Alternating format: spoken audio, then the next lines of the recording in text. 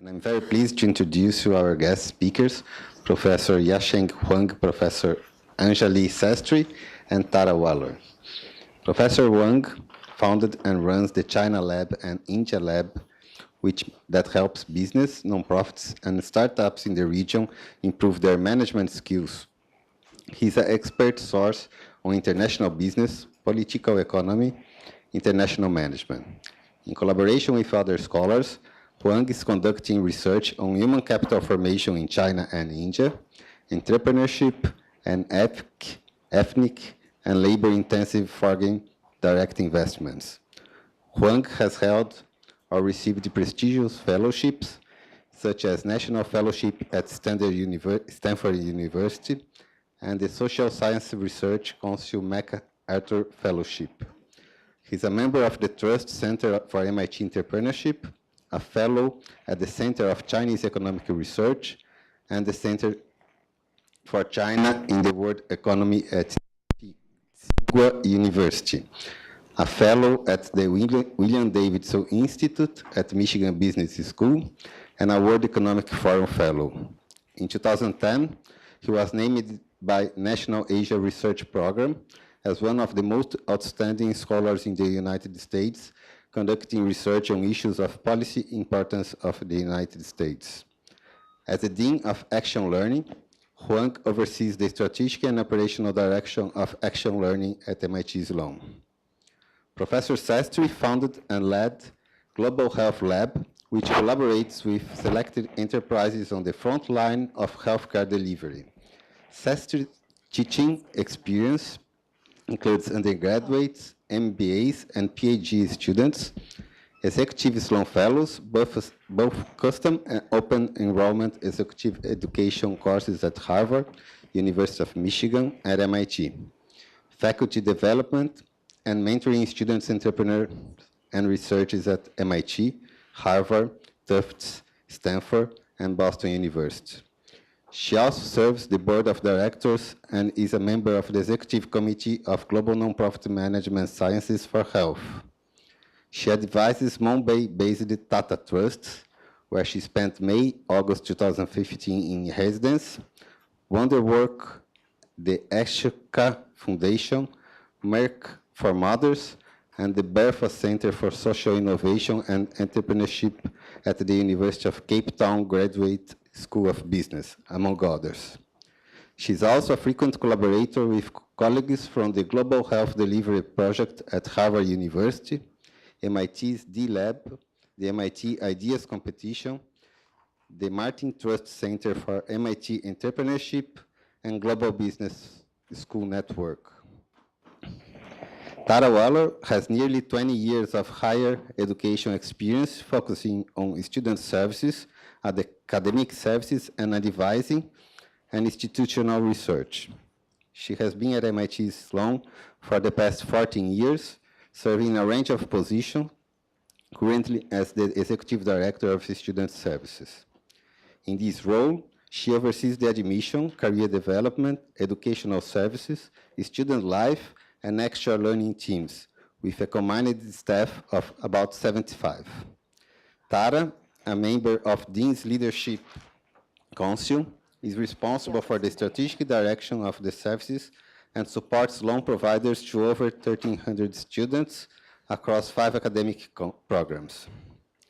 They are here today to share their experience and discuss how action learning at MIT Sloan are life-changing for the students who participate, the organizations in which they work, and the people across the world.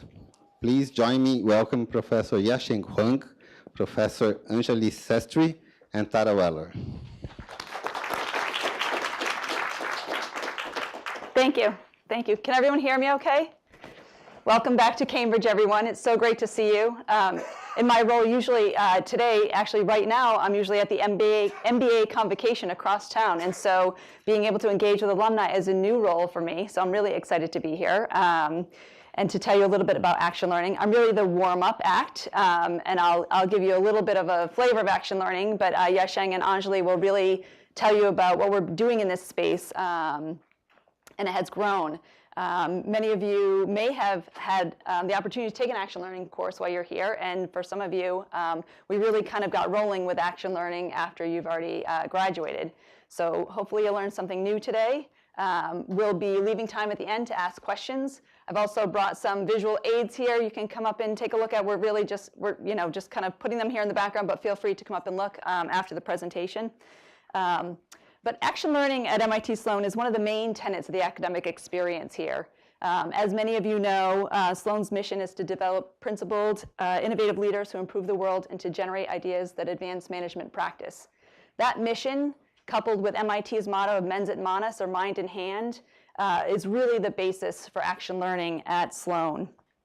Our approach integrates theory, real-world experience, and self-reflection. And so to that end, we have, in a nutshell, action learning is a series of, I shouldn't say a series, you don't have to take them all. In fact, we don't encourage taking them all. We have about 15 courses right now in action learning, and they range from geographical action learning courses, focused on different regions, to functional areas like leadership, sustainability, analytics. Our students, they're all, with the exception of one, they're electives. So our students don't have to take the courses, but they do. In fact, many do. And we have quite a few offerings every year. Can I just get a sense of, does anyone in the room take an action learning course while they were here? Did anyone take more than one while they were here? Oh, really? How many did you take? Which courses? Oh, very good. So we're going to, in the spirit of self-reflection, we're going to ask all of you to kind of reflect on your experiences with action learning in a bit. Yes, absolutely. So yes, action. So yes. Absolutely. So let me tell you a little bit about action learning. So it's a they're courses, and the students spend a period of time in the classroom, and that period of time varies based on the course. But they spend some time really getting to know the region that they may be visiting, the functional area that they're kind of learning about, whether it's analytics, they're learning about tools that will help them solve some of these problems. And then they're given a project.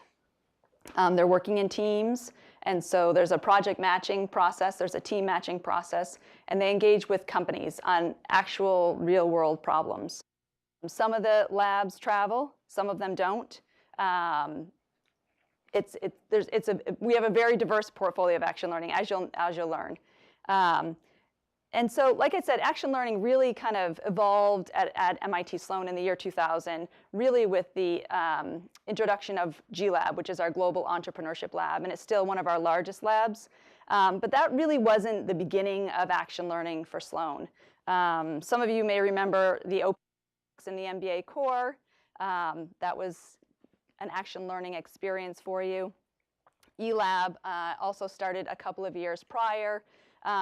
But interestingly enough, I was just telling Anjali that I was having a conversation with Bill Pounds, and most of you know Bill Pounds, and he still is quite a presence on campus. And I learn something every time I sit down and talk with Bill. But I was in the cafeteria about to have a meeting one day, and Bill came and sat with me, and we were talking about action learning and kind of hacking at MIT and how those things intersect. And Bill was the dean from 1966 to 1980. He was also an expert in corporate governance. But he had a class in the early 80s, I want to say 81 to 91-ish, for 10 years. He had about 20 students a year. He would group them into 4-person teams, match them with a company, and they were doing mock board sessions, board meetings. And he was asking them to identify the problems of that company and figure out what they were going to do about it. And so really, that was the beginning of action learning. And so really something that we can claim is something we've been doing for quite a long time. But there are a lot of, Sloan has grown, action learning has grown, our student body has grown, the complexities and the problems in the world and management have grown. And so we've put some infrastructure and some intention and some thought around this And this is how we're moving forward, and you'll hear from Yasheng and Anjali more about that. Action learning, I have some quick figures for you that I wrote down here. To date, this is really since 2000 when we really started kind of tracking this, but over 7,000 students have participated in action learning at Sloan. They've done over 1,500 projects with 900 companies in 65 countries. And 65 countries, that's a third of the world. So the impact has been huge in the last 16 years. And again, Yasheng will talk a little bit more about that. And so we'll leave some time at the end for more questions and answers. But before I hand it off to Yasheng, does anyone have anything burning that they wish I had told them about right now before we move on? Okay. Yasheng? Okay. Thank you. Sure. So if you can put on the, do I have a clicker?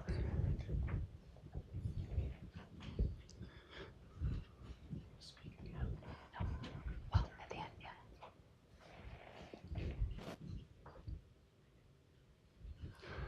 Okay, so I'm going to talk about action learning, and maybe my focus is going to be on the social impact of action learning, and Anjali is going to talk about the educational impact. But to get to the social impact, I do want to add some footnotes to Tara's answer to the question, what is action learning? That was raised by you earlier. Yeah, and so if you think about, I think one way to think about action learning is to think about what is not action learning. What is not action learning is case method. Right? The case method is the predominant teaching methodology among business schools, invented by a small school across the river. So I had some credibility to talk about both methods because I was a professor there for 5 years. The difference is that there are several differences. One big difference is that case method suffers from, in economic terms or statistical terms, selection bias. Right? Think about what kind of cases we typically read. The cases we typically read and study in the classroom are about successful companies. Right? At the end of the case writing, the company is required to sign off on the release.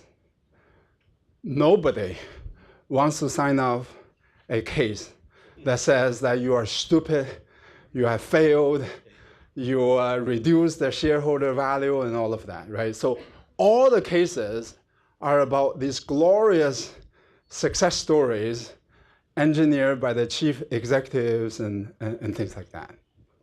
Whereas action learning is almost exactly the opposite. So what is action learning? One simple way, and Anjali and I have some debate about this, so we're not convergent on one particular view.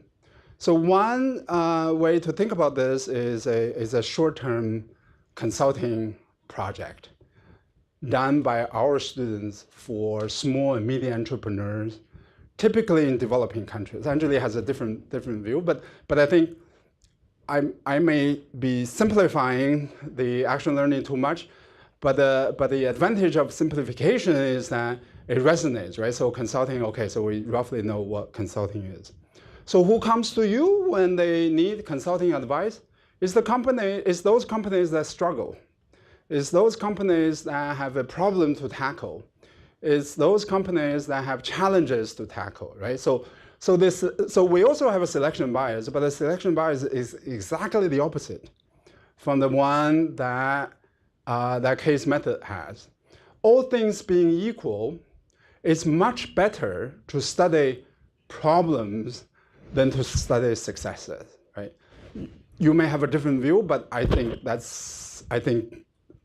if you talk to most teachers and most educators, they would agree, right? Studying problems gives you more insights about a society, about the economy, about a company than to study success stories. The other difference between action learning and case method you may remember reading cases from student days. So if you read a case that was written in the 1970s, the case will begin with a manager, usually a big company manager, rather than entrepreneur. Now it's all entrepreneurs now. Manager smoking a cigar, smoking a cigarette, looking out the window, thinking deeply about issues and next steps. Now, if that's the case, is written now, it's an entrepreneur or manager drinking tea and cafe, things like that. My point here is that cases have a standard format, right?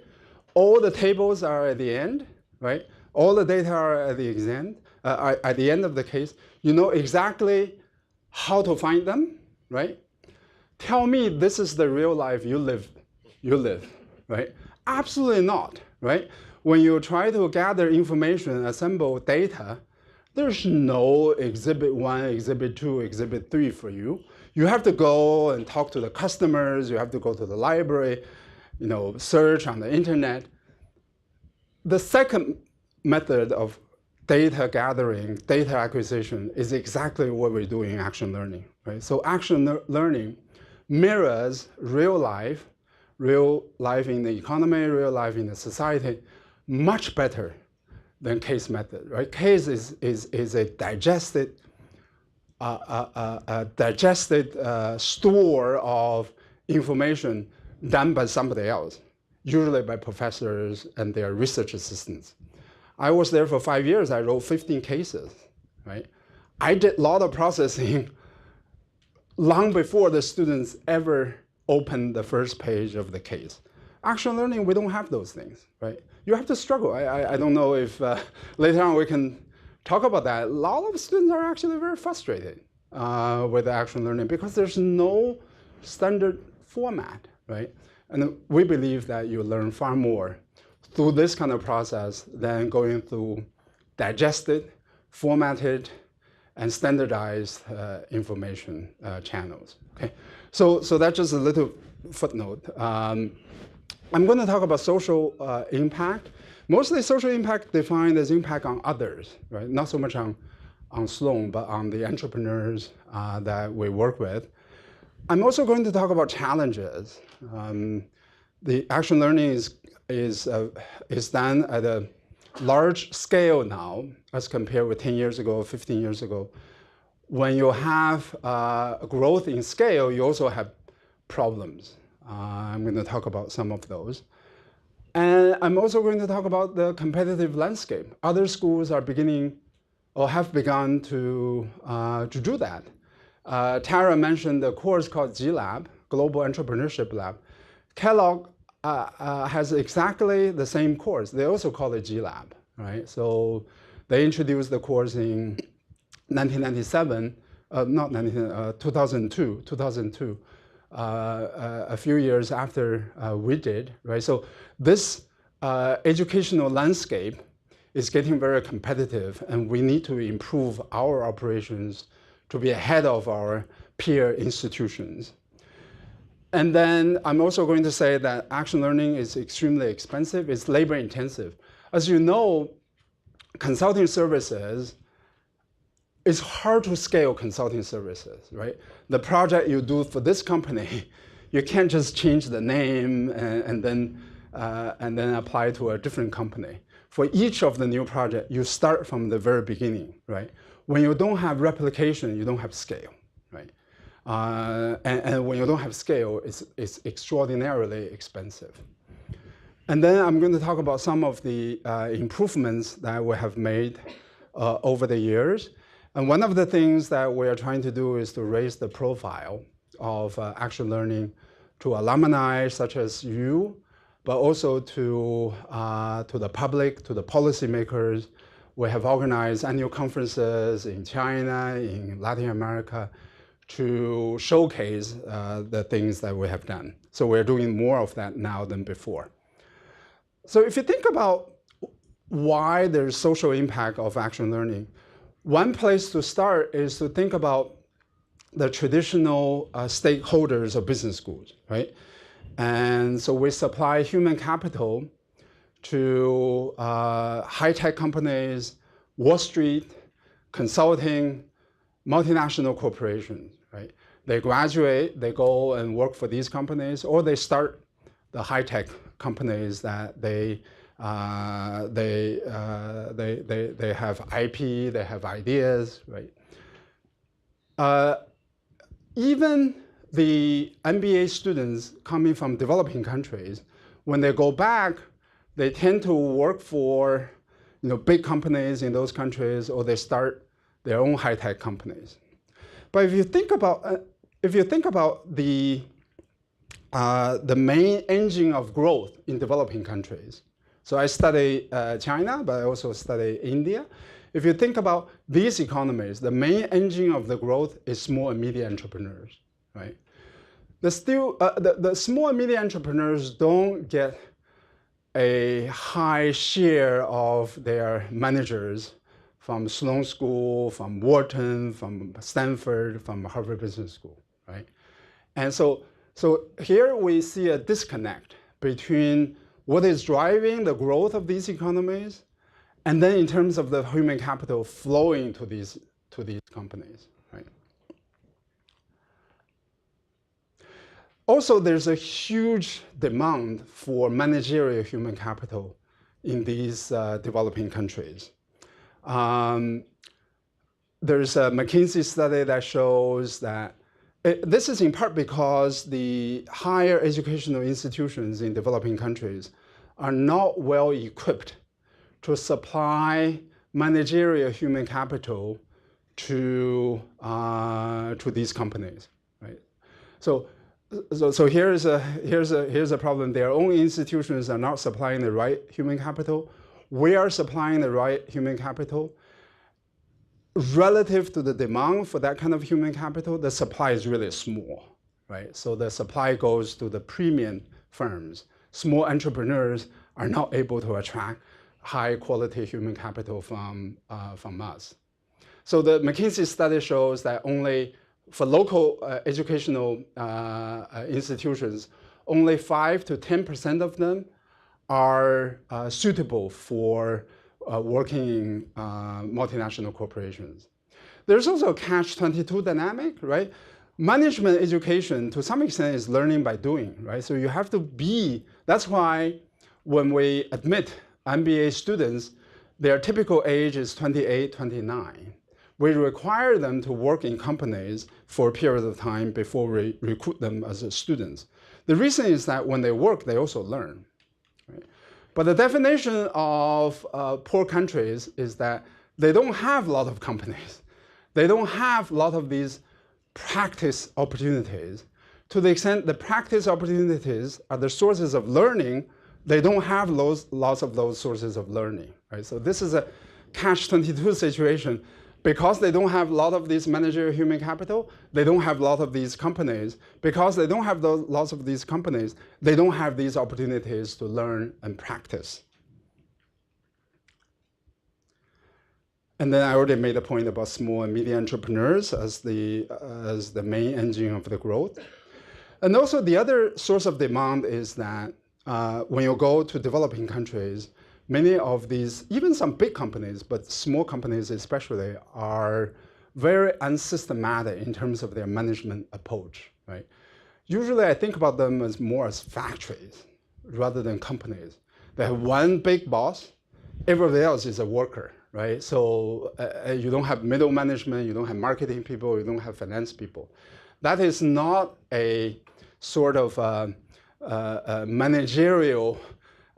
managerially complex organizations that we typically train people for. Right? So this is not a solution, but at least this is a step toward a solution. So if our graduates don't work for these companies, how do we use our students to help these companies before they graduate? Right? Actual learning is a way to do that because we supply our MBA students to these companies and work with them, come up with consulting recommendations, marketing recommendations, funding proposals and things like that. We cannot require our students to work at those corporations, but we can ask them to help them while being students here. So at least for me, the initial inspiration came from the fact that if you look at McKinsey, right? So some of our students came from McKinsey.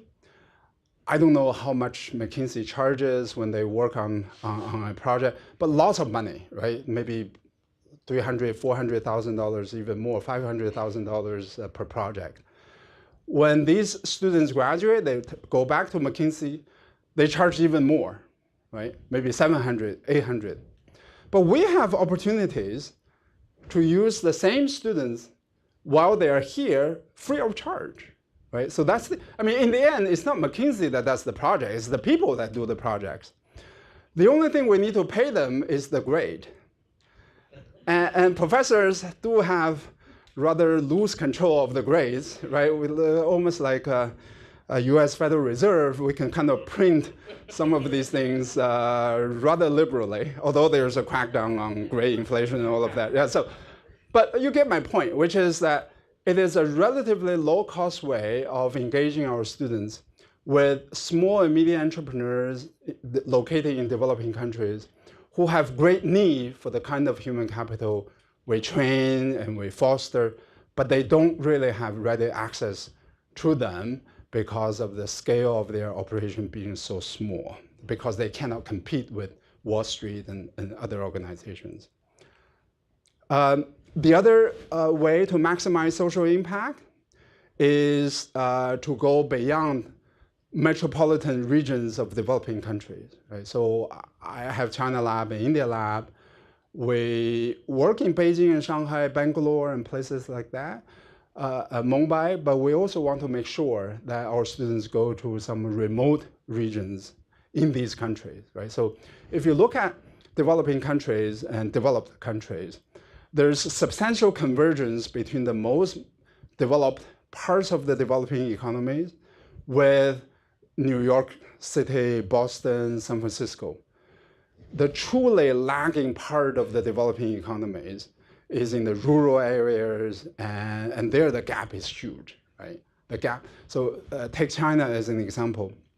The richest part of China, the per capita GDP is 7 times of the poorest part of China. So the gap is huge, and that gap has not really gone away, has actually arguably increased rather than decreased. So we want to make sure that our students not just go to Shanghai and Beijing, they also work in Yunnan province and in Xi'an, in the less developed, in Chongqing, in less developed regions. China Lab collaborates with Goldman Sachs in Yunnan province, working with women entrepreneurs. We also target NGOs, and Anjali can talk more about that. In China India Lab, every year we try to target, maybe 2, maybe 3 NGOs.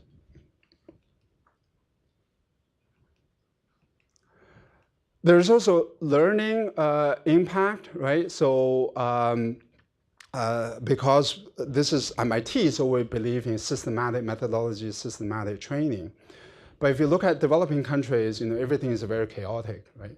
So what we do is very often the biggest takeaway from the entrepreneurs happens most often when our student teams challenge them rather than confirm their priors.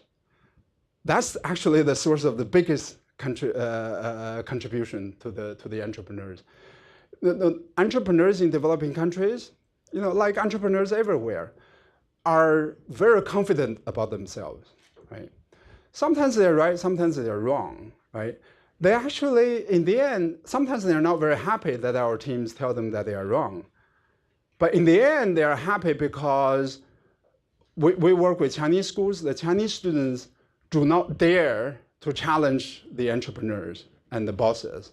We do, yeah. Our students do, right? In part because our students are not, have not picked up the Chinese local courtesy and all of that. So they have the license to behave very, very rudely. That actually has served a very good purpose, right? Because these are strong-willed Chinese bosses who have never been challenged by anybody within their organization. And our students go there and actually challenge them, right? So but we challenge them in a good way. We challenge them by data, by logic, by drawing from theories and things like that. We don't just challenge them for the sake of challenging them. So we introduce discipline and order in an otherwise chaotic environment. So we celebrate entrepreneurship, right? So this is Steve Jobs standing in front of his garage, and Steve Wozniak and Steve Jobs, right? So, but the purpose of entrepreneurship is not to stay in the garage, but to grow, right? Once you have the technology, you need a management skill, you need a business model to scale your organization.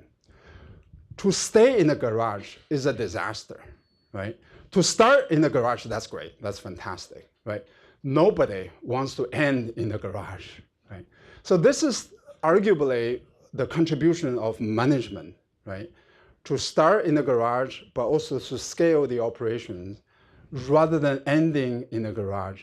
I'm not going to say action learning, we can take them to $1 billion company or $2 billion company, but at least we try to help them scale their operations by introducing management ideas, management concepts, and systematic methodology. So small and medium entrepreneurs improve their management. This is an example of a China Lab project working with Muhammad Yunus, who invented microfinance, received Nobel Prize for it. And Tony Chu, and we actually, our team raised about $5 million for their microfinance operation. This is the project that we collaborated with Goldman Sachs in Yunnan province. Yunnan province, by the way, has the second lowest per capita GDP in China. It's one of the poorest provinces in China. We work with women entrepreneurs. And this is an NGO in India. We help them design a plan to scale their operations.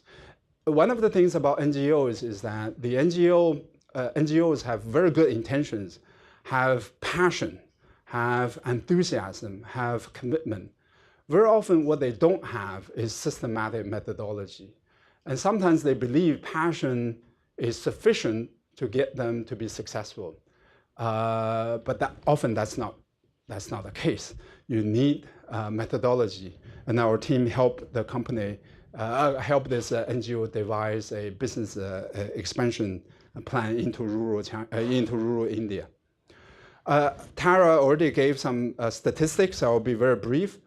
Each year we have about 500 students taking action learning. So I just want to normalize that a little bit, right? So Sloan, each year we have about 450 MBA students, 480 maybe? Just 400, 406. Oh, just, okay, so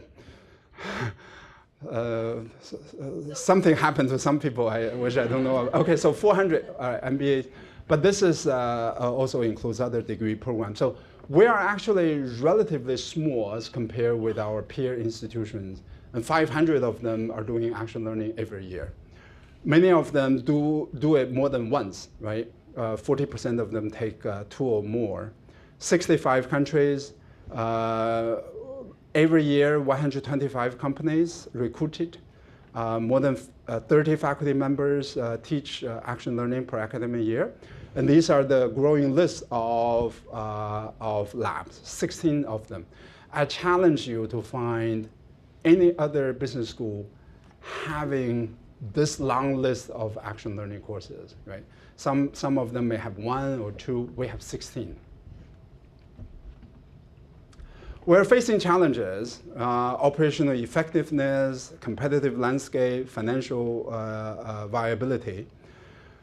Are we growing too fast relative to our ability to manage, right? We have a very small action learning office, right? 4 people, 3 people, right? Relative to 500 students, sometimes we find it difficult to manage this process. are we doing too many projects as opposed to focusing on quality? So I pose these things as questions, and we have some discussions, and welcome your thinking and suggestions. And one big thing that we struggle is that these are learning projects, educational projects, rather than truly consulting projects.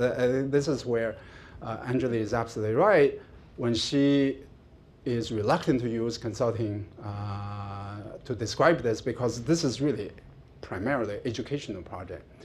With the educational project comes with decentralization, right? So essentially each student team can choose its own format rather than having one single format, such as McKinsey, right? McKinsey has one single format.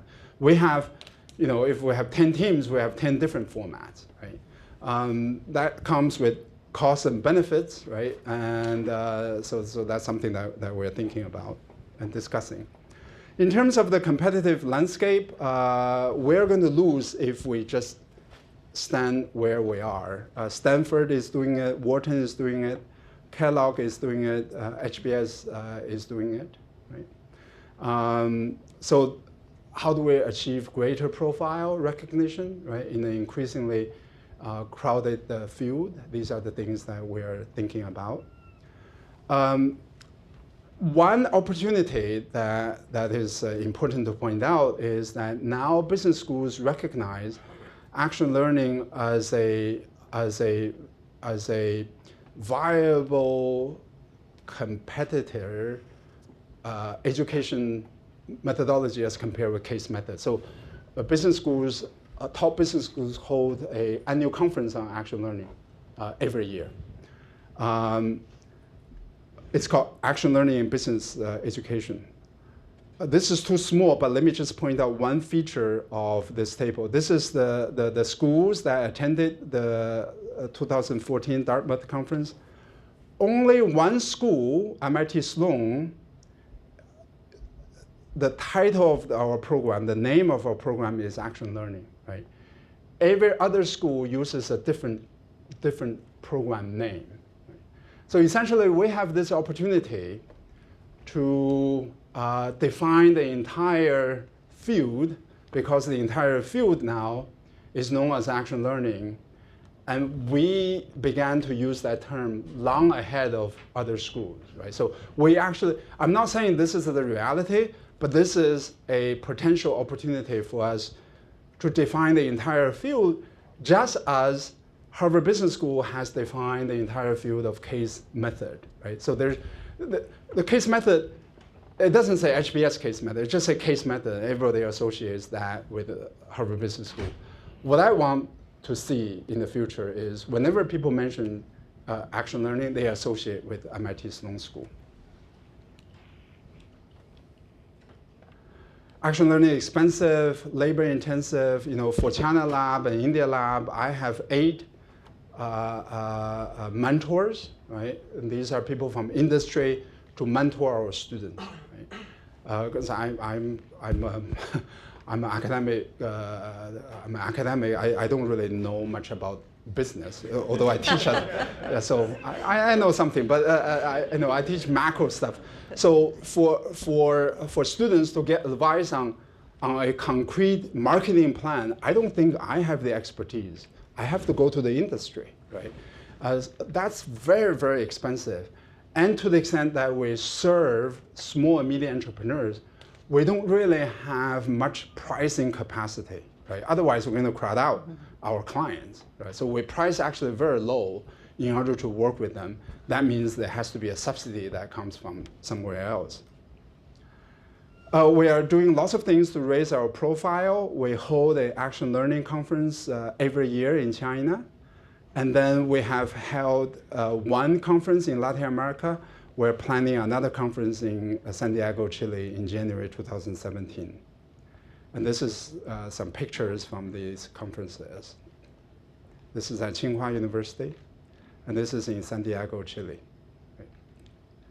So we need to strengthen the administrative intellectual capacity of action learning. We need to improve action learning operations, right? Operations strategy, as many of you would know. And now we have a modest office. I really want to develop the office into a center, right? That also does research, not just to provide services. We have an opportunity, as I said before, to seize the intellectual high ground of action learning. But we cannot do that if we don't quantify impact. This is MIT. You know, we cannot just claim that we're successful. We have to quantify the success. We have to develop systematic methodology. We have to raise the profile of activities. In the end, let me just say we need your support and guidance and suggestions and criticisms, constructive criticisms. And so it's very good to see you here, and I'll come back and join the discussion. Thank you.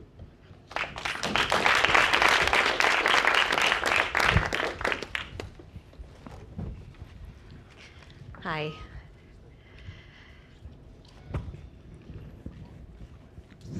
Held it upside down.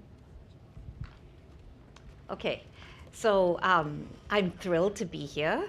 I am, as you know, Anjali Sastry. I joined the MIT Sloan faculty in 2001. My experience with teaching action learning extends prior to that. I actually taught at the University of Michigan, where we had a 7-week-long core class called MAP. So I learned there on Michigan's dime, and then came here. But that's on the faculty side. I realized on the student side, I have a long experience with different kinds of action learning that I would trace back to my own MIT undergrad days. So like you, I'm an alum. I am actually celebrating my 30th reunion this year.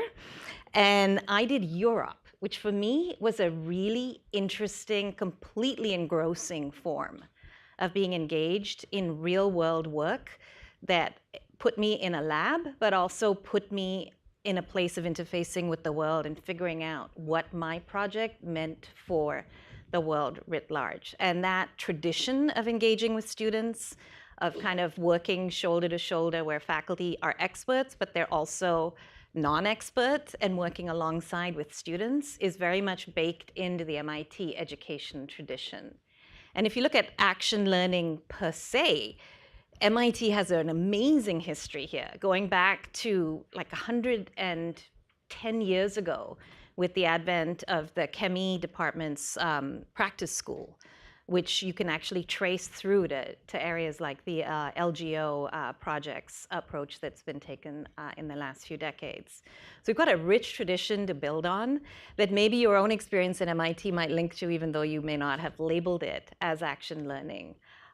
But we've really kind of tried to pull out what's been unique with the innovations we've embedded in our experience since the late 90s and have come a long way. I've taught in a lot of different action learning classes. And I must say that, well, you'll see this in a moment, I have learned just as much as every student. So it's an amazing gift to faculty as well, to be able to really partner with real world organizations and wrestle with complex issues alongside students. It's an amazing experience.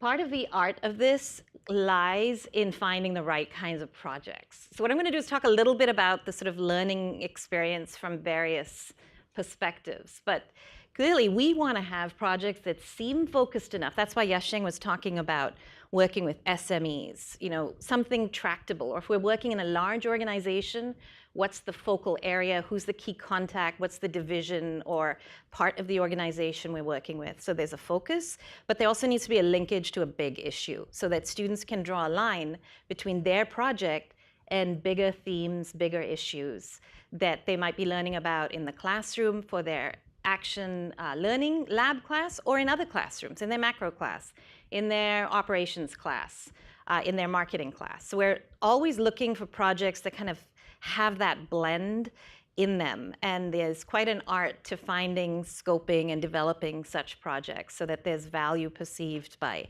everybody. The other piece that's a challenge here that's really interesting, again, from the faculty side to look at, is how do you orchestrate the learning experience and journey of a team? So, you know, at the sort of one extreme, you could imagine, well, we just give them an interesting problem and they go to work on it and it's all up to them. And if they blow up or they hit a home run, like it's all on them. That's not our stance. We, again, believe in systematic approaches and in discipline, but we're not going to sit down and write out a work plan for the students. So we have orchestrated a mix of structure and flexibility that requires constant kind of reflection and fine-tuning and testing. We use deliverables that students turn in as a vehicle for getting them to make their assumptions explicit, for getting them to figure out which hypotheses are most important to test, for getting them to figure out what data is going to actually add the most value to the core challenge that they're looking at. And none of those is ex ante that simple to kind of decide and map out. So each team ends up crafting their own journey, and as the faculty, on the faculty side, you don't want to overlead them, but you also don't want to underlead them. So we have to have this like sensing mechanism. Are they going to hit an insight soon, or do we think we need to kind of help them along? Do we need to call them in, call them on the carpet, or do we need to actually, give them some kudos and help them rally round? So that's a definite part of the course challenge. And I want to mention this because we're going to come back to this at the end.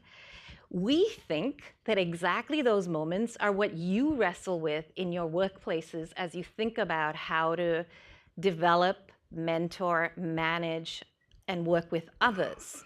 So where we'd actually like to lead part of our discussion at the end is to say, what are the skills, capabilities, insights that such teaching enables that are relevant in your jobs?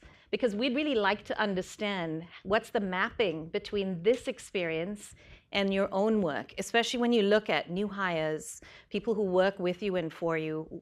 You don't have to self-disclose if you feel like you need to shore up any skills, but where do you see other people needing some of these skills? How do we line up our teaching to both deliver that, but also show that we're delivering that? And I think there may be some really interesting synergies there. But before we get there, I thought I would give you a little more information by taking on one sort of set of projects and experiences and unpacking the experience a little bit for you so you could see what the student experience looks like and what some of the projects look like. So I picked a domain to enter when I first started building my own courses in action learning that focuses on global health. So I'm going to tell you why, what we did, and then step back and link it to action learning in general. So here's the student back there with, clearly I haven't mastered red eye reduction, but the student in the back corner with the red eye is Brian Newkirk, so a member of a team that went to Kipkaren, which is in Western Kenya. He is working with a staff at a small medical clinic, and the clinic came to us saying, we need money. Like there's too much unmet need. You guys help us raise money. And we actually went back and said, we're not fundraising types. This is not our core competence. And they said, we had a dialogue, and they came back and said, well, I'm sure you'll find things to fix. This is my first year of doing the class. So we traipsed off to Western Kenya, spent almost a month there, and I visited the team. That's a picture I took. And the students really helped the staff to realize if they don't track utilization, they don't really know if they're shepherding and using their resources well.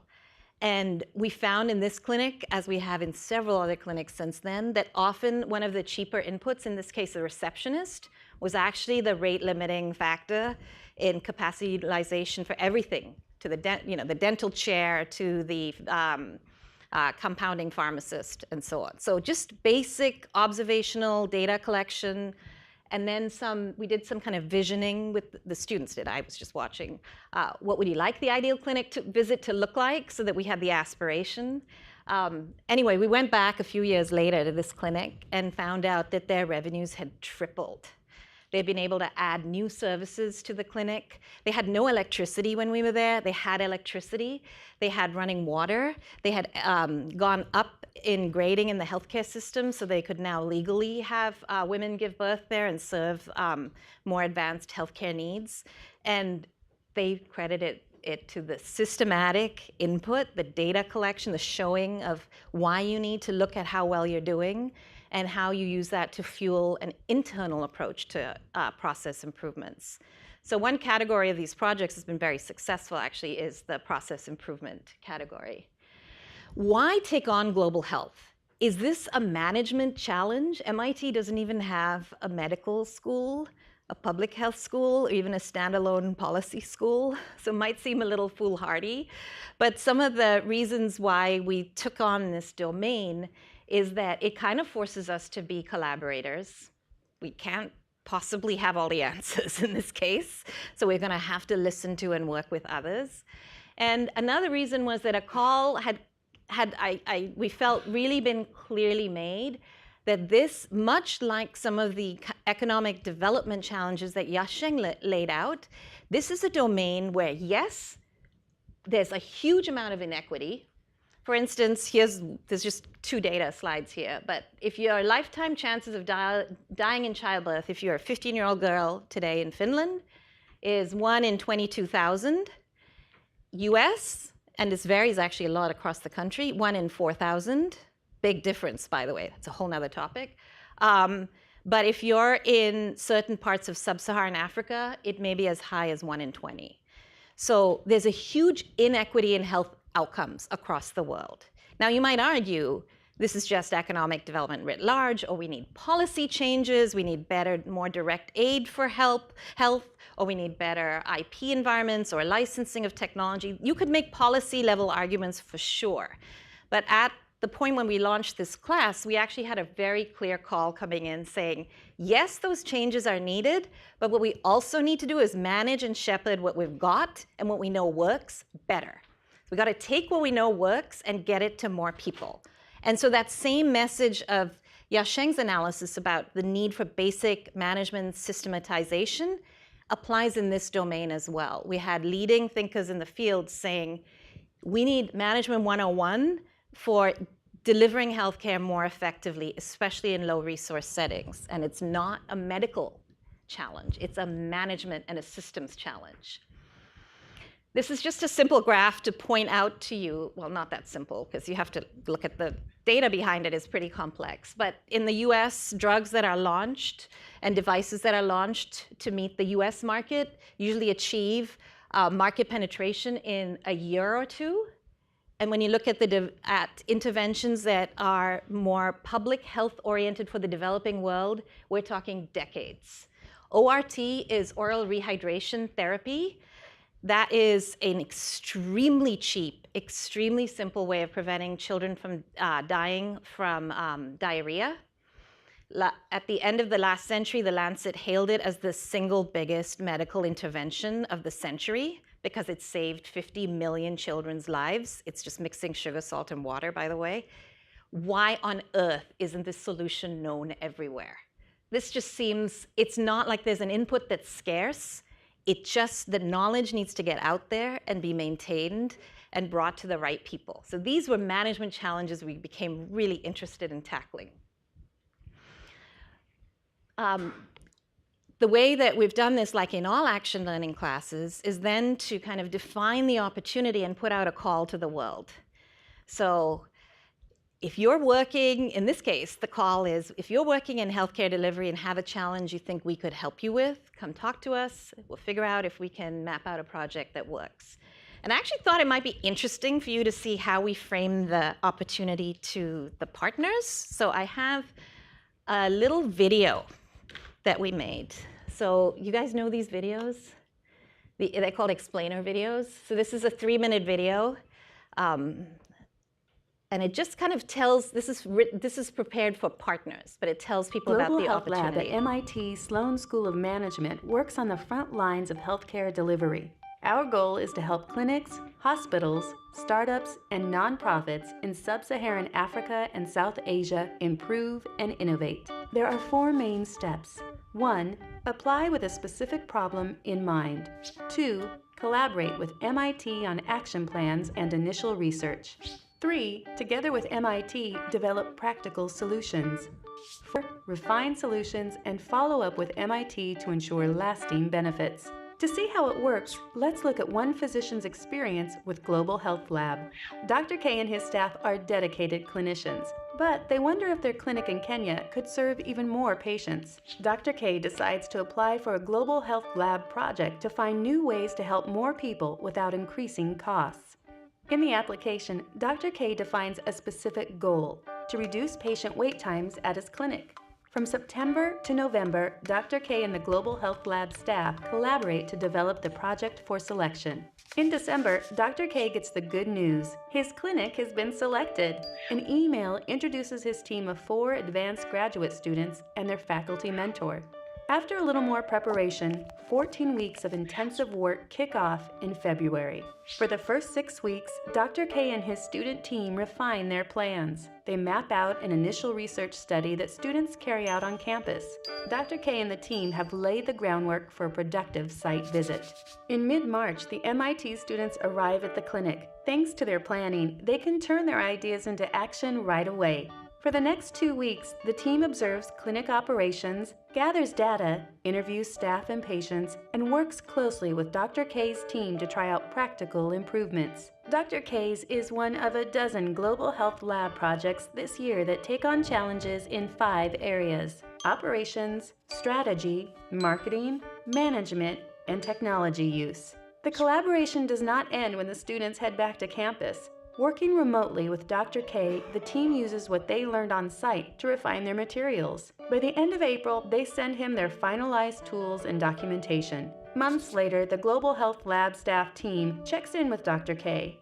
The project is a big success. Wait times have been reduced. The clinic is providing great health care to more patients than ever before. Since 2008, hundreds of Global Health Lab students have worked with dozens of host organizations in 30.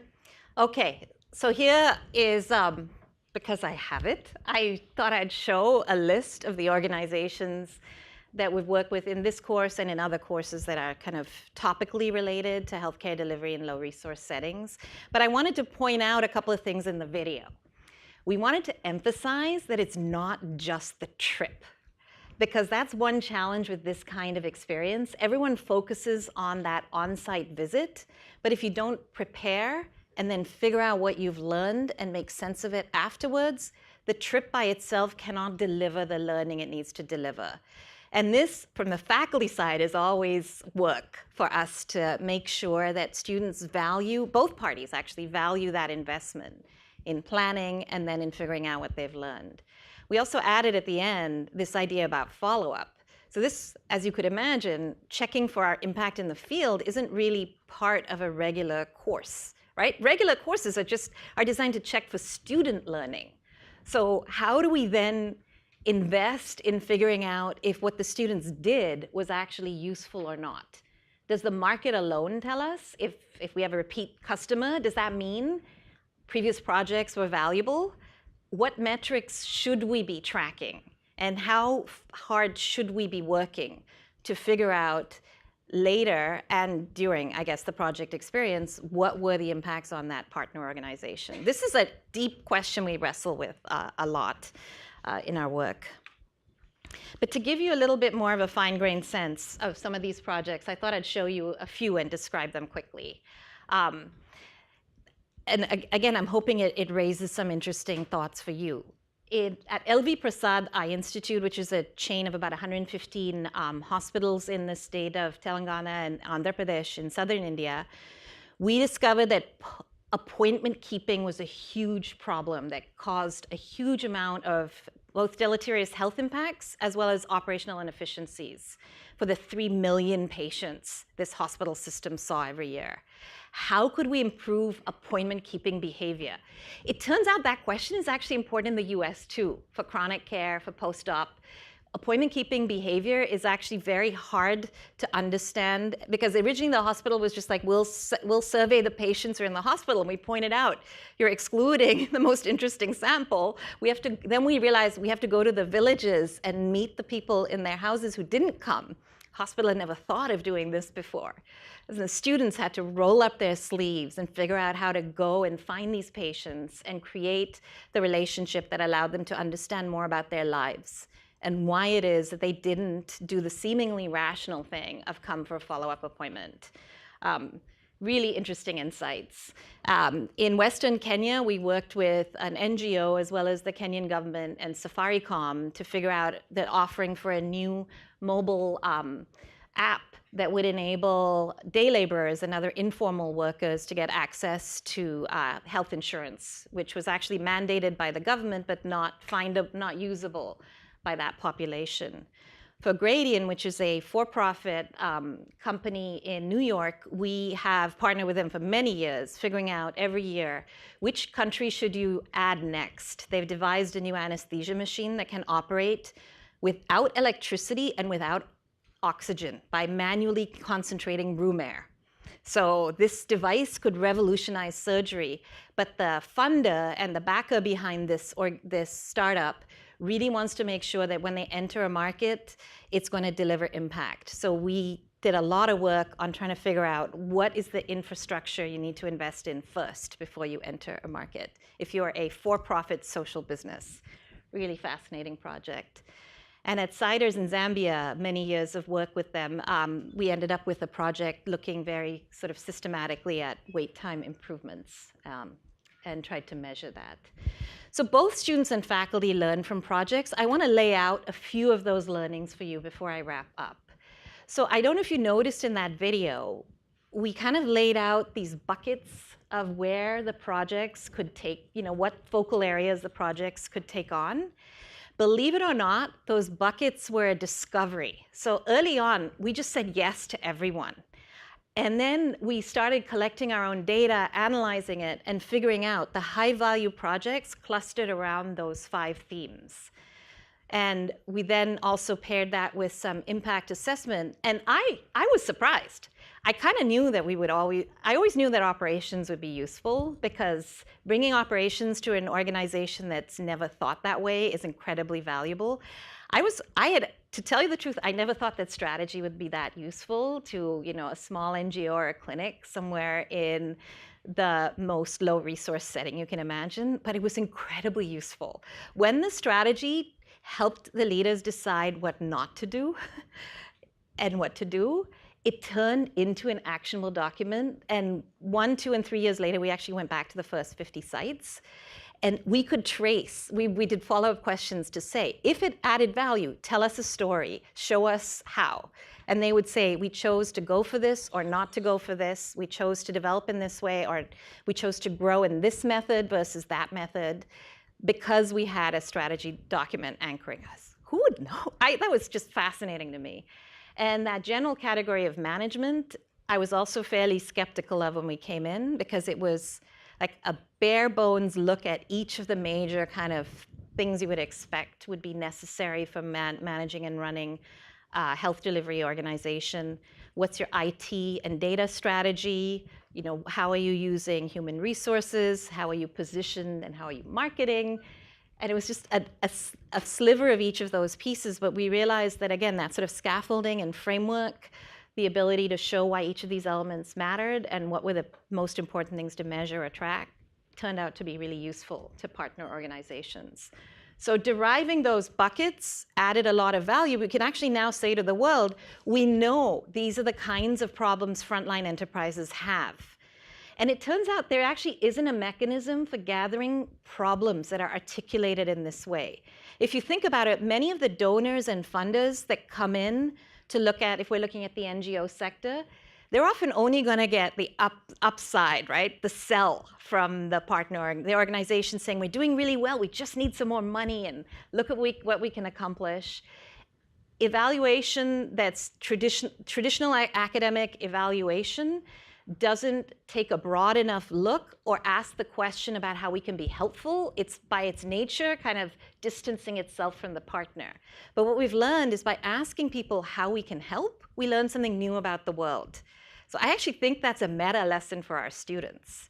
And in fact, there's quite a lot of thinking, whether you go to philosophy or to complexity theory, on the idea that to understand a complex system, an attempt to intervene in it might actually yield more than like putting it under a microscope or looking at it from afar. So by interacting with that system, you learn something about it. So I feel like that's a huge insight from this experience for both students and faculty lucky enough to be engaged in it. We've also, as you've already heard a lot of these from Yasheng, but taking seriously the challenge of formulating a problem is something that we know tends to get, again, downplayed when you look at a case or a problem set. That task is not the core task that the students are assigned. This type of experience really enables students to take on that task of formulating a problem. We also, every team that does well has some kind of pivot or reframing moment or more. So how to navigate that? There's the kind of having been through it and having the grit or even just the wisdom to handle some of that, but also realizing why you should pivot, why you should be open to these moments where you realize we're on the wrong track, maybe we need to revisit it. We can really help with that in a way that you can't in any other kind of learning experience. We therefore have all kinds of different arrangements for the next bullet point, the sort of check-ins and reporting, but we tried 1 million experiments here. We think this is really important, and this is one of the things students really hate. I have to turn in the paperwork, or I have to, send you these status updates. But we've really learned that the right format of these can really support and enable the learning because they give you that journey to reflect back on. I've tried all kinds of experiments. Many of them failed. Turns out MBAs are terrible videographers. I bought them all cameras one year. They were like the most boring videos where they're just like talking straight to camera. And my theory was they would do like MTV real world style video confessionals. Mostly they were just telling me how hard they worked, how difficult it was, how great they were. But we did find that some students captured their journeys in different ways, and some of them were actually very gifted videographers. Others were really great at writing really moving blog posts. We also have photo journals. We're trying to orchestrate a kind of very rich set of ways to capture the experience that not only fuels the students' learning, but also helps us frame and present what we're doing for the world. I've also tried a whole bunch of different, we've collaborated with alumni in many ways to bring projects in, to serve as informal mentors and thought leader touch points. We've also tapped into mentors in situ. So I started hosting events. If I'm in Cape Town, find the whole list of all the South Africa alums and have an event. So it's kind of cool. We have this whole new way to connect with alumni in the world through action learning that I'd love us to keep pushing on. I've tried some collaborations with IDEO. I tried one with McKinsey and one with Google just to see how we could use some of their assets in different ways to support our learning. Google hosted local parties for us in Africa and in India. And IDEO comes in and does a design thinking workshops in my class that students love. The only problem is I then look much less cool because they're just so cool. But that's been really interesting. I mentioned we have some of these attempts to do impact assessment on hosts, and we're also working very hard on thinking about how to do that for students and using the data we already do have to mine it and lay out the right questions, as well as a huge amount of data on tracks, trajectories, and experiences. And then we're also trying to think of how to link to other parts of MIT. How do our labs allow us to build our own relationships with partners, but how do they also connect to other labs within Sloan or to other parts of campus, the ILP, and all kinds of other kind of assets that we have. So to wrap up, I want to show you a few of these kind of rich materials that we've developed. This is I have a set of photo journals. So this is just one team's excerpt from theirs, but they worked at an NGO in Kibera in Nairobi, an incredibly inspiring organization. Discovered and learned a lot from that experience. Another student team wrote the most thoughtful, heartfelt, kind of personal but open thank you letter to the host organization, laying out what they learned. So again, this is a really nice complement to traditional coursework, to have these different vehicles for kind of reflecting on and spurring your own thoughts about what you've learned. As I mentioned, we're doing follow-up research. The other thing that I've been investing in is putting all of the materials online. So the entire course is archived on OCW. So now anyone in the world can download the entire thing as one massive zip. And there's student content. If you click on the projects button, you can actually see the whole student journey and all the content they produced at each milestone for selected projects. So that's, again, part of our mission to share our knowledge and experience with the world. And in my travels in Africa, I'm constantly meeting people who actually use OCW. They even know where their nearest mirror site is. They are, especially for low resource setting, the asynchronous world is still very much the core way to kind of benefit from and connect to MIT education, and it's really powerful. Students have also, it happened the first year in my course, and then they continued. They create their own highlight videos. So I don't know if we have time to show it. Maybe I'll just show the beginning of it. But I picked one of them sort of at random so the students basically stitched together their own photos.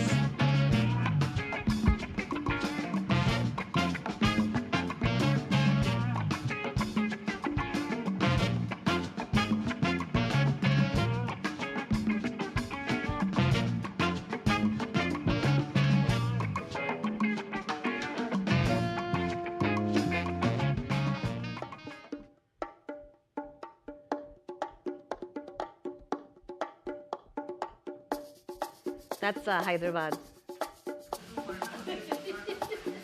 That's Nepal. Kenya. That's Nepal. Zambia.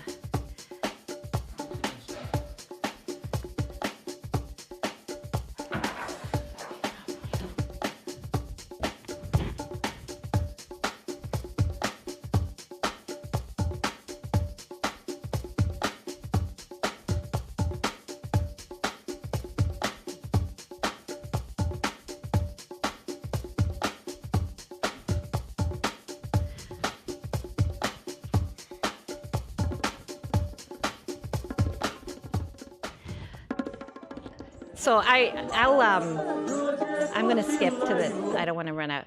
But just imagine, you are used to crunching data on Excel, and then you walk into a room where that's your data set.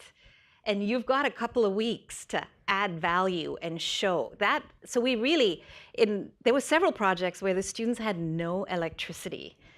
So imagine your MBA, colleagues and you trying to do something impactful that shows not just that you're sort of pitching in there to help, but you're using your MIT tools at their highest level without electricity. So we really have challenged the students. Not all of them need or want to sign up for such challenge. This is the beauty of this whole portfolio approach. You can choose to do it or not.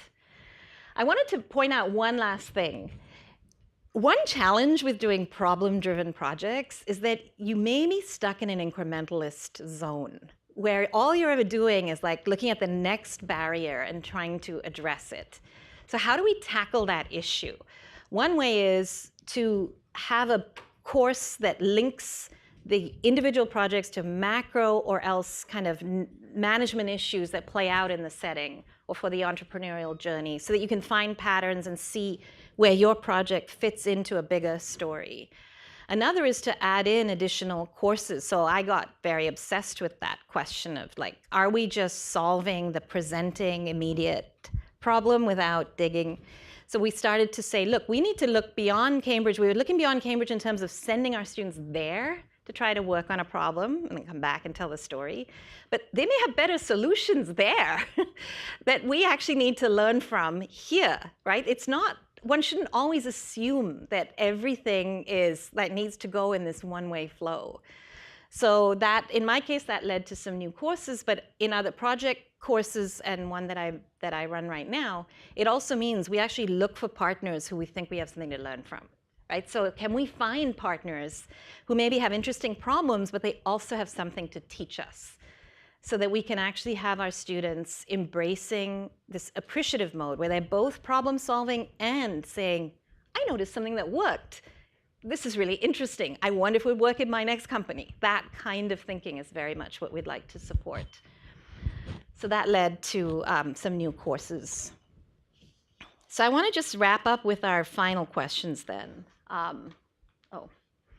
So our final punchlines, we think we've got incredible opportunities to wrestle with critical issues that come out in action learning.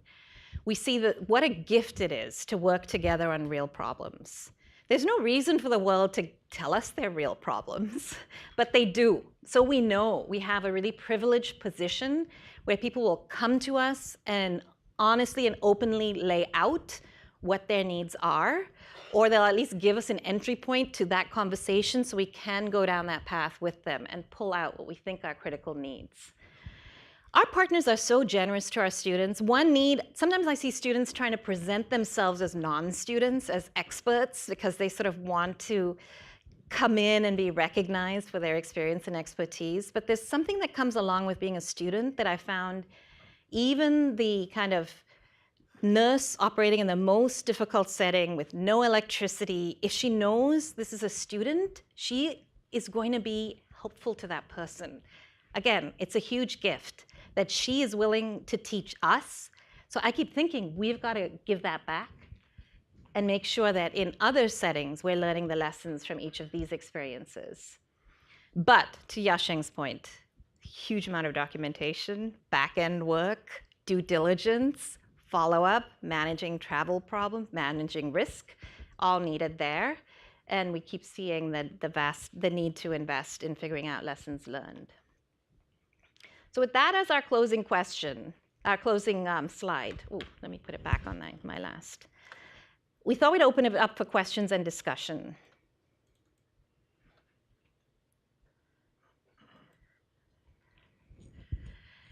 And I thought we'd lead with the question that you heard from Tara at the beginning. If you had to pull out from an experience you've had, whether it was officially called action learning or not, what stayed with you that you think is something we should be going for to replicate for today's students, what would it be? Like, what would you want? Why did you yourself learn, or what would you want for today's students to learn from an experience like this? What do you think? Someone who's taken one of these classes could share maybe what sort of lingered in their minds as a learning from the experience. Yeah. Yeah. Yes. No, the behind you has an answer. So I was class of 2006, and so we didn't have as many, but GLab was definitely there. We had Tiger teams, a few other things. And I had the opportunity to take Tiger teams, and it was great, but it's kind of isolated. Yeah. So you have like your core classes, and this is like a side thing that you're doing with a different team, different students. And for me, it's really how do you figure out how to take that action learning and really integrate it across the entire curriculum to get full value out of it. So what lesson did you learn? So for ours, we worked with an NGO, and it was, that it's not always cutting edge problems for a lot of things that need to be solved. For us, it was taking very old technology and changing it into a novel application that could be used in Tanzania. Okay, good. How about any other insights from such you were the 2 lab guy, so we know we're going to get something good from you. I work in an NGO in Mexico, and in Yunnan in China with the China lab. Both of them were really interesting. There's several sides of the learning experience. The experience with our couple of your classmates living together, Right. solving not only the problem that this organization has, but also the interrelational problems. Yeah. Getting into a consensus, finding the way to solve a problem in a single way, Yeah. because there's many Right. different perspectives in a single Yeah. thing. Also, in both cases that I were involved, the companies were aiming to one purpose, and we found that that was not the problem. Mhm. So it Right. was Right. how to convince this Yeah. high Yeah. egotistical Right. person Right. Right. that Right. they're Right. building Right. In the Right. opposite direction that they would need Yeah. to aim, and it was one of the challenges, like go with the flow. Yeah. They're not paying attention, because at some point you start to also face challenge from the company, and Yeah. your credibility is Right. on the spotlight, and the only thing that you have is like, well, I haven't done these projects before. I just only Yep. have my background, MIT education. I truly believe, based on this data, that you're aiming to the wrong direction. Yeah. And at the end, in both cases, the results were really great. Actually, the NGO in Mexico, NOS, they're following our advice to make a business Right. case in a different, completely way, and they hire another. Like they have been advancing that. I great. keep in touch with them. That's great to hear. But for others in the room who didn't take this class, a class like this, I'm wondering if some of what you learned is resonating for them as things they learned the hard way on the job, or things they wish they had learned, or things they wish their subordinates and colleagues had learned. So we'd love to open it up to everyone and make sure Yasheng and Tara talk more than me. But just like in the last few minutes, what do you think are the potential value kind of items of doing an experience like this for your guys? Yeah. So I have a comment, and then I'll try to answer your question from my standpoint. So my comment is that it's great to, having heard the contrast between the case-based learning and the action learning. However, I don't think they are an either-or. Right. In fact, they're very, Right. very complementary. Yeah. Because without Right. the 20 or 30 Yeah. cases per class that Yeah. we would cover, we wouldn't Right. have the You wouldn't data have the- points right. in order Right. to Yeah. absorb the knowledge and then contribute in an action learning.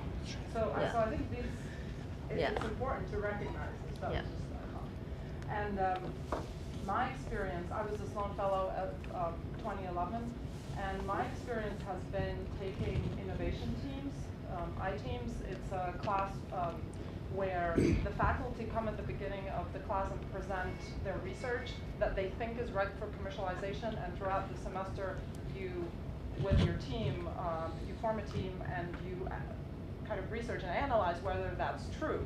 And at the end you recommend that technology or research from the lab to be commercialized or not. So I ended up starting a company with a project that, and raised serious money, and it's out there in the world, this company right now. So the biggest value, or something I think to answer your question, that I-teams provided for that project was the MIT name and the fact that we were students. Because we reached out to maybe 50 high-tech companies, and I was able to talk to people at the CEO level and CTO level just by saying, we're MIT students researching this. Right.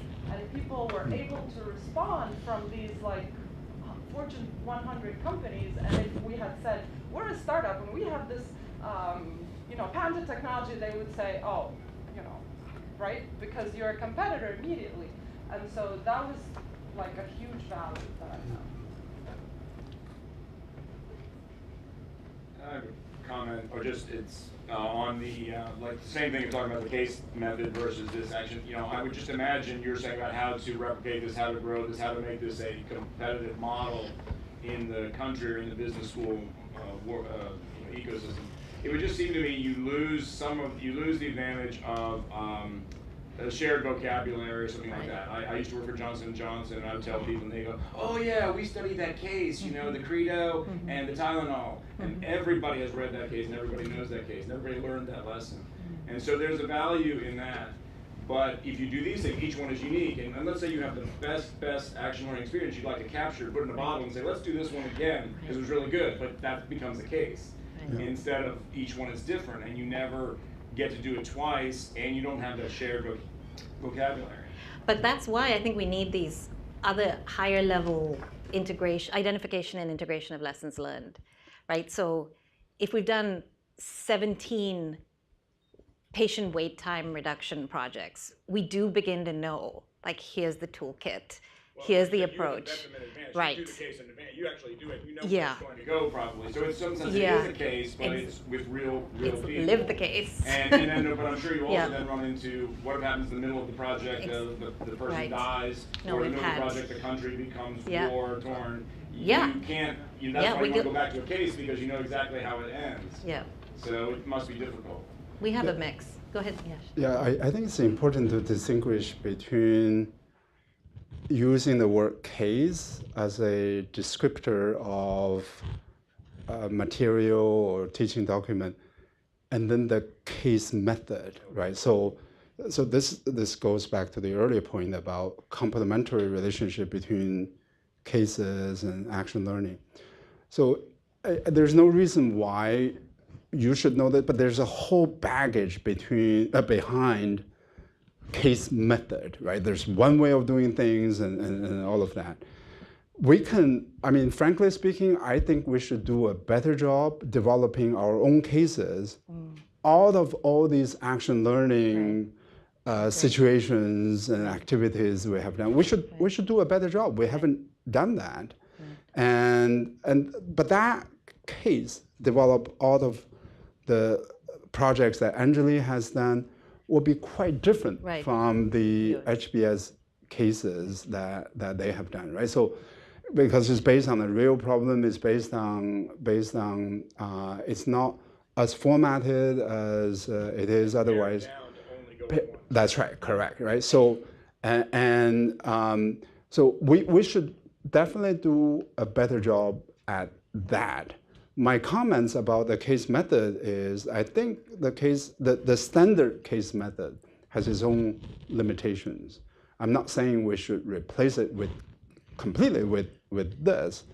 We should have a more complementary setup between the cases that we do and the action learning we do. And I think what she said was right. In the beginning, you do them to learn all these skills. Oh, absolutely, absolutely. Take your tool bag to other problems. But keep in mind that the traditional business education doesn't have the second step, right? So you only do cases, and that's it, right? And you can crack 10 cases and 100 cases. You still don't know how to get the right information. You still don't know how to formulate a problem, right? Because the cases have done some of that for you, have formatted information for you, have formulated the problem for you, right? Go ahead. This is the alumni conference. I'd like to just double click on the couple of lines with alumni involvement. What are the opportunities for alumni mentoring students? So we need many things. What do you need from us? Yeah, so I think that one of the ideas we've been kind of working on that we really would love to develop more is how do we get a kind of bench of alums who we could refer to, so that we know if students have a project on X, Y, or Z and they need to talk to someone who's got some experience and expertise, we can find them. You don't know ex ante when you set up each project which expertise will come into play. And I know VMS has this, I know MIT has this capability. Right. But let's figure out how to do more of that. Yeah. We're primordial. What do you want from me and our colleagues? I need money. Okay, so that's one. I think we'll get more money engagement. Engaged. Yes. Sure. Right. Very good point. Right. Yeah. Right. And then we actually could create new events that I think we haven't yet gone, like for instance, we could have a kind of board review where teams mid-project who have a kind of working hypothesis or story could do the like rapid presentations to a board of wise alums and get like ripped to shreds, because we actually need a bit of that. We have this in the entrepreneurship domain. Why don't we have this in the project-based domain? Because students often don't get that critique or that, and alums would be so credible there. There's a lot of forums in MIT that I consider that relatively low level of engagement. I think some companies, they give their employees 5-6 weeks sabbatical, going out the emerging market. Some people are semi-retired and say, well, I want to give back to some good actual needs it. And let me spend 6 weeks. I think you've got to think. Think higher. Think deeper level. No, we actually do have ideas on that front too.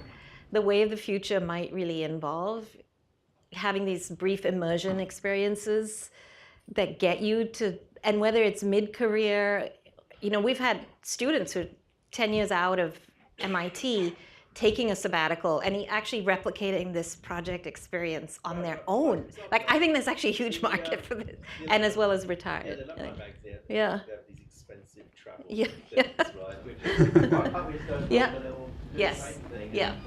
It's a cool idea. Okay, We had another point. That's a great idea. Just kind of a follow-up there. You mentioned funding. Can you explain a little bit more about how this is funded in terms of how much these companies pay? And Tara, do you want to do? Sure. So it like a lot of things at MIT, is pretty entrepreneurial. So it is different for all labs. So I'll take GLab for example. The host companies actually fund the students to travel, and they're expected to cover reasonable travel accommodations to and from the site and some lodging. And the GLab teams are on site for 3 weeks, so it's 3 weeks of lodging. In some, so it's about $10,000 to $12,000 per team for GLab. So essentially, the most direct costs are paid for by the companies. The student costs, the travel, the lodging. But behind that, there's a whole our costs are not paid by, right? So the mentors costs, we have an office dedicated to providing. Now it's getting very complicated. We need lawyers to look at non-disclosure agreements, right? A lot of and you know how lawyers, they are kind of expensive if you have good ones. And so we have that. We have office fixed costs, right? Providing travel services, visa services, and all these things. The mentor costs. And so we cannot scale, right? So each mentor at most can mentor 4 projects, right? So when you have GLab that has about 40 projects, you do the math. You need a lot of mentors. These are full-time employees, right? So think. These are some are 80% employment, some are 50% employment. But these are very high human capital caliber they are former consultants, they are successful entrepreneurs themselves, right? So there's a whole sort of a host of indirect costs that are not borne by the companies. Contrast that with the Wharton model. Wharton does consulting projects for big multinational corporations. They charge $70,000. 70,000. We charge 10,000. That's the difference. But because we want to focus on small and medium entrepreneurs, right, for experience and educational benefits. Right? There's also quite a big, Yasheng mentioned the office itself is 4 people, and then we have the faculty. We engage with over 30 faculty with action learning, and all those faculty are in different teaching groups. I think there's like over 8 faculty teaching groups represented, from strategy to marketing to operations management, so on. But then there's this whole, and then there's the mentors also, but then there's this other layer of people that are really kind of bridging the gap from the academic side to the administrative side and providing that type of infrastructure so that the faculty can really focus on teaching. And as you can probably imagine, teaching an action learning course, these are very dedicated, engaged faculty members. The classroom management kind of far exceeds that of a typical classroom management, if you're teaching an accounting course on campus. Not to minimize accounting, we love our accounting faculty members, but really a faculty member and some type of administrative team is helping to kind of choreograph all the mentors, but there's some complexities beyond, so you have to do some team matching, and that's done in a variety of different ways, and then managing the dynamics that ensue, as we were talking about. Then there's this project matching. There's managing the NDAs, managing the, it just goes, and you're also health emergency. What if a student got sick? Yes, travel emergency, and so you're also worried about that you're interacting with the students beyond just the amount of time you're in the classroom. When you're teaching a class and you do the case method, then the students go off, do the case, and then there's class participation the next day. But here you're having to help the relationships that the students are forming with the host companies and making sure that that's, they're representing MIT in a way that we hope they're representing MIT, but also that the companies are engaging with the students and providing them with enough access to information in order for them to be able to produce high-level work. Because we have this incredible brand, your brand, to protect through all of this. Right. And this drive to keep trying to innovate when it comes to learning and impact. So we definitely want your help and feedback. We feel the need to really articulate and present to you what we're doing and what the opportunities are. So this feels like the first step in a conversation. And we do have your names. I think we know who at least signed up.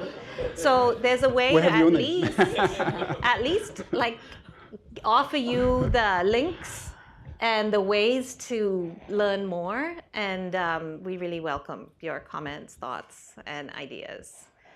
So I know we're out of time. Yeah. Yes. Thank you all. Thank you so much. Thank you.